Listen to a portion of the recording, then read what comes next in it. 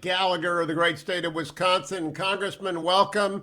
Not going to chat football with you this morning because we got grim results out of Georgia. I am conceding. I think that Ossoff has won and Warnock has won, so congratulations to the two senators elect.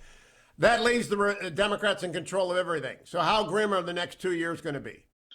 I think very grim, very grim. There's no way to minimize the impact of that loss in Georgia. I do think, however, Hugh, as any time you suffer a loss, we're going to have to spend some time looking in the mirror and confront some very hard truths about why we lost. I mean, this is my sort of initial take, and I'd be curious to get yours. I think in some ways, Purdue and Loeffler were robbed of their most effective closing argument, which is that they would act as a check and balance on a highly progressive Biden administration, in part because they could not concede that a Biden administration would exist. And I can't help but think that that muddled the message. And if the lesson we derive from this instead is, oh no, the same, corrupt Republican officials that fixed the presidential election fixed this election, I'm just not sure we're going to understand exactly what happened, because I feel like part of the reason we lost suburban voters in Georgia, as the initial numbers, and again, this is very early in the process, early in the autopsy, part of the reason some Republicans stayed home is because of that relentless message of, oh, it's rigged, it's stolen, it's rigged, it's stolen. I really feel like we're going to have a very difficult discussion within the party over the next few months so that we're in a position to win the House back in 2022, which is job one. Defend Senate seats like the one that's up in Wisconsin in 2022. But we're going to have to have that discussion sooner rather than later. Well, I agree with you 100%. I think if the party embraces grievance and conspiracy, it will dwindle. And if it goes back to embracing opportunity and national security, it will thrive.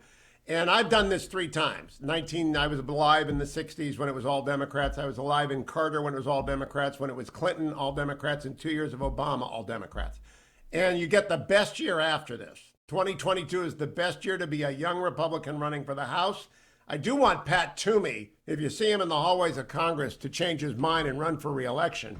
I'm not sure about Ron Johnson and whether he ought to give way. I leave that to the Wisconsinites, but probably not. I don't know Wisconsin well enough, but I do believe in recruiting for 2022. We need young veterans, including communities of color. We do not need old white guys, and we do not need newbies. We need young veterans it's going to be the greatest year ever to run. The redistricting is going to favor us. We ought to win the House in 2 years. Do you agree with that?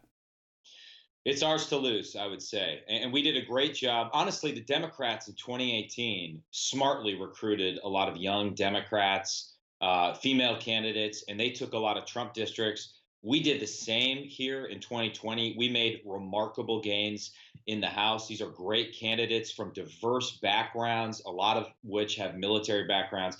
And I think you're absolutely right. That is a formula that we've proven can work. And so I hope Rick Scott at the Senate level, Tom Emmer at the House level have that in mind. I know Tom Emmer does. And I really just think we have a huge opportunity in 2022. But I do think it kind of gets to the original point, and I know this is not a popular thing to say right now within the party. In my mind, the only way we lose is if we go further down this road of a Republican civil war. I mean, that's kind of what you saw in Georgia, right? You had the governor and Trump fighting with each other and the Secretary of State, and it muddled the message of we cannot give President Biden and the Democratic Party, which is beholden to the far left, a blank check. We need a Republican Senate to act as a check against their power. And I got to tell you, in the first week of the House, Nancy Pelosi has proven with her rules package that they are going to stretch the limits of their power as much as humanly possible, attempting to limit the speech of members, eliminating pay-go requirements for climate change legislation. The list goes on and on and on. And as you and I have talked about many times before, Hugh, in a chaotic geopolitical environment where the Chinese Communist Party is looking to take advantage of us, there are serious consequences to going down this road. Now, let me talk to you about what the Democrats can do in a closely divided world. If Joe Manchin holds to his word and the filibuster remains, that leaves them 2 bills, the reconciliation bill this year and the reconciliation bill next year, which can only follow a budget being passed. I believe they will use that budget to raise taxes on carbon and wherever else, the corporate rate, the marginal income tax, huge tax increase for money to spend, and a huge spending bill that spends it. And then the next year do immigration. I trust Manchin not to repeal the filibuster. Do you, Mike Gallagher?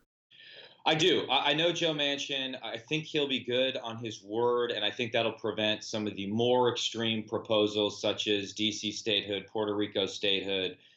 Getting rid of the Electoral College, though we might be getting ready to get rid of that today. So I do think Joe Manchin will hold true to that word. But that being said, reconciliation could allow them to pass some incredibly damaging things. And I do think, and again, I know I've said this before, but just the religious faith in what is necessary to combat climate change could get in the way of a sound foreign policy. And there, the Trump administration, under the leadership of Ambassador O'Brien, really has left them with a great blueprint. And I really hope that the people on Biden's national security team don't throw the baby out with the bathwater just because they feel like they need to oppose any policy just because it had Trump's name on it. Talk to me about Democratic control of defense appropriations and the Armed Services Committee, Mike Gallagher.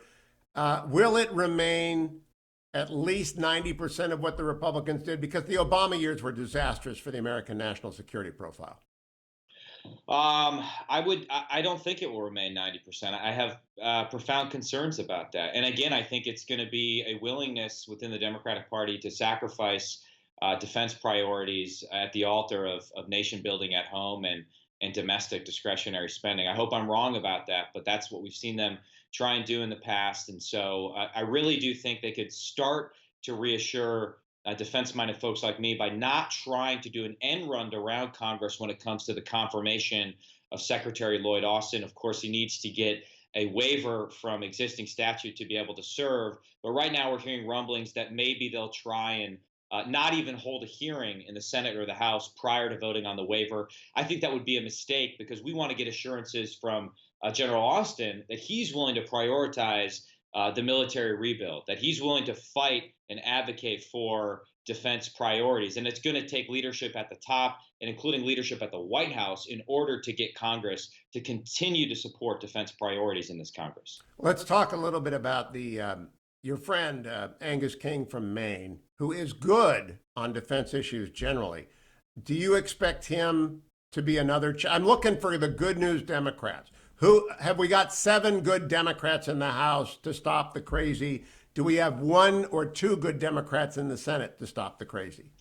Well, I think my good friend Angus, who's a great American, would remind you that he is an independent, not a Democrat, though he caucuses with the Democrats. Yes, and I know he is committed to defense issues, and he is a navalist too. He does see the world in terms of integrated American sea power, and so I think him, Manchin, and a few others will be our most effective advocates on the Armed Services Committee. And I will say, Angus, he sees the Chinese threat very clearly too, and has been willing to praise the Trump administration at times for their clear-eyed assessment of the Chinese Communist Party. So, part of being an opposition party, I heard your earlier segment, Hugh, is not just reflexively opposing everything the administration does, but also creatively building coalitions on issues of common interest in order to push the administration in the right direction. And certainly I hope that their national security team realizes that sincerely there are people on the left and the right that have similar views on China right now. And we are willing to work together in order to continue to deter the Chinese Communist Party, continue to defend our interests in Indo-PACOM here domestically. And I just think that's a huge opportunity over the next 2 years. Well, they suffered a blow, though, Congressman, yesterday. Wendy Sherman is a dedicated public servant. I've met her briefly at the Aspen Institute once before, but her record is a record of appeasement. And it was appeasement to the North Koreans in the 90s, and it was appeasement to the Iranians in the last decade, and she is going to be number 2 at the State Department. Indeed, all of Team Obama seems to be flooding in. They've changed the names on the doors, but it's the same people behind the doors. This greatly concerns me, that their worldview is that America need not be a superpower. Your thoughts? Well, if nothing else, I think it signals clearly that they will make resuscitating the nearly lifeless JCPOA a top and urgent policy priority. And I think that would be a massive mistake. It'll screw up all the gains we've made in the Middle East under the Abraham Accords. We'll see more chaos at the hands of the Iranian regime. And I think it really will screw up the rest of their foreign policy, too. So I hope they will be willing to look at the failures of the JCPOA and understand that, even with a bunch of duct tape and the support of some European allies, this thing cannot be put back together again. So we're entering into perilous waters. If you're a young person listening right now and thinking about maybe 2022 is the time to run once the districts come down, what do you say to those people, Mike Gallagher? I would say do two things. One, start engaging with your local county party structure, get to know people. You don't want to be the first time you show up is when you say you're running. And two, get out a spreadsheet and imagine that you were going to run 2 weeks from now and write out the first 100 people you would call and what you would ask them for, either in terms of money or other resources for support. Then you can cut that number in half, and that's probably what you'll start with. And that's just a good mental exercise because you're going to have to ask a lot of people uncomfortably for support. But I encourage people to do it. Your country needs you right now. Mike Gallagher, good to talk.